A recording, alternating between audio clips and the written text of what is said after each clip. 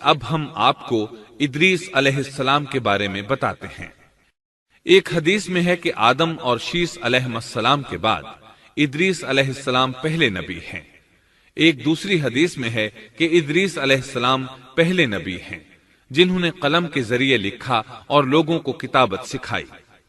حافظ ابن کثیر نے ان کا حلیہ کچھ یوں بیان کیا ہے: پورا قد و قامت، خوبصورت، خوب رو، گھنی داڑھی، عمدہ اوصاف کے مالک، چوڑے کندھے، مضبوط ہڈیاں، دبلے پتلے، سرمگی چمکدار آنکھیں، گفتگو باوقار، خاموشی پسند، سنجیدہ اور متین، چلتے ہوئے نظر نیچی، انتہائی فکر و خوض کے عادی، غصے کے وقت سخت غضبناک، باتیں کرنے میں شہادت کی انگلی سے بار بار اشارہ کرنے کے عادی۔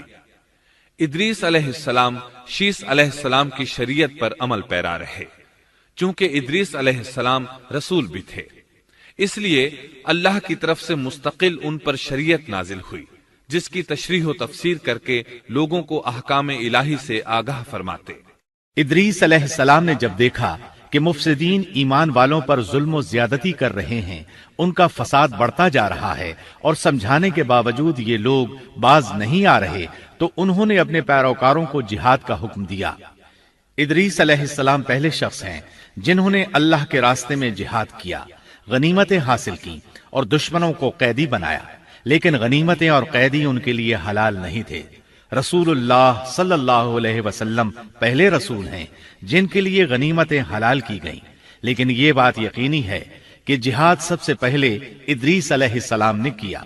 انہوں نے جہاد کے لیے سب سے پہلے ایک لشکر تیار کیا، پھر اس لشکر کو 2 حصوں میں تقسیم کیا۔ ایک حصہ پیادوں پر مشتمل تھا، دوسرا سواروں پر۔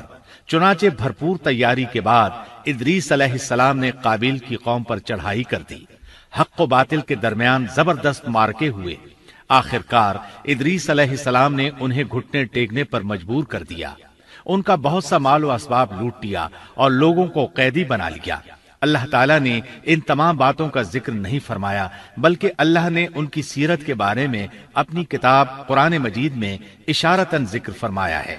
مثلا سورہ مریم آیات 56 اور 57 میں ارشاد ہوتا ہے: اور اس کتاب میں ادریس کا بھی ذکر کر، وہ بھی نیک کردار نبی تھے، ہم نے انہیں بلند مقام پر اٹھایا۔ ان کے بلند مرتبے کے بارے میں بخاری اور مسلم میں حدیث موجود ہے کہ نبی کریم صلی اللہ علیہ وسلم نے فرمایا: میں نے معراج کی رات 4تھے آسمان پر ادریس علیہ السلام سے ملاقات کی۔ وہ 4تھے آسمان پر بلند مقام پر فائز تھے۔ ابن جریر نے ایک روایت بیان کی ہے، وہ روایت اس بات کی وضاحت کرتی ہے کہ اللہ تعالیٰ کے ارشاد سے کیا مراد ہے، اس کا کیا مفہوم ہے۔ ابن جریر کے علاوہ دیگر بڑے بڑے مفسرین اور مورخین نے بھی اس روایت کو ذکر کیا ہے، لیکن اس کی کوئی صحیح سند نہیں مل سکی۔ وہ روایت یہ ہے: ابن ابی حاتم وغیرہ نے اس روایت کو ہلال بن یسار سے بیان کیا ہے۔ وہ کہتے ہیں، میری موجودگی میں ابن عباس رضی اللہ عنہما نے کعب رحمت اللہ علیہ سے پوچھا: کعب، ادریس علیہ السلام کے متعلق اللہ تعالیٰ کے اس قول ہم نے انہیں بلند مقام پر اٹھا لیا کا کیا مطلب ہے؟ تو کعب رحمت اللہ علیہ نے جواب دیا: اللہ تعالیٰ نے ادریس علیہ السلام پر ایک مرتبہ یہ وحی نازل فرمائی: اے ادریس، تمام اہل دنیا جس قدر روزانہ نیک عمل کریں گے، ان سب کے برابر میں تجھے ہر دن اجر دوں گا۔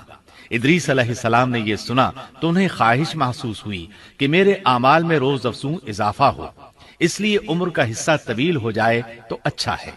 انہوں نے وحی الہی اور اپنے اس خیال کو ایک رفیق فرشتے پر ظاہر کر کے کہا: اس معاملے میں موت کے فرشتے سے گفتگو کرو تاکہ میں نیک اعمال کا زیادہ سے زیادہ وقت حاصل کر سکوں۔ اس فرشتے نے جب یہ سنا تو ادریس علیہ السلام کو اپنے بازوؤں پر بٹھا کر لے اڑا۔ جب یہ 4تھے آسمان سے گزر رہے تھے تو موت کا فرشتہ زمین پر آنے کے لیے اتر رہا تھا، وہیں دونوں کی ملاقات ہو گئی۔ دوست فرشتے نے موت کے فرشتے سے ادریس علیہ السلام کے بارے میں گفتگو کی۔ موت کے فرشتے نے دریافت کیا: ادریس علیہ السلام کہاں ہیں؟ اس نے کہا: میری پشت پر۔ موت کا فرشتہ کہنے لگا، مجھے اللہ کی طرف سے یہ حکم ملا ہے کہ چوتھے آسمان پر ادریس علیہ السلام کی روح قبض کروں۔ اس لیے میں سخت حیرت میں تھا کہ یہ کیسے ممکن ہے، ادریس علیہ السلام تو زمین پر ہیں۔ چنانچہ موت کا فرشتہ ادریس علیہ السلام کے پاس آیا، ان سے اجازت طلب کی اور ان کی روح قبض کر لی۔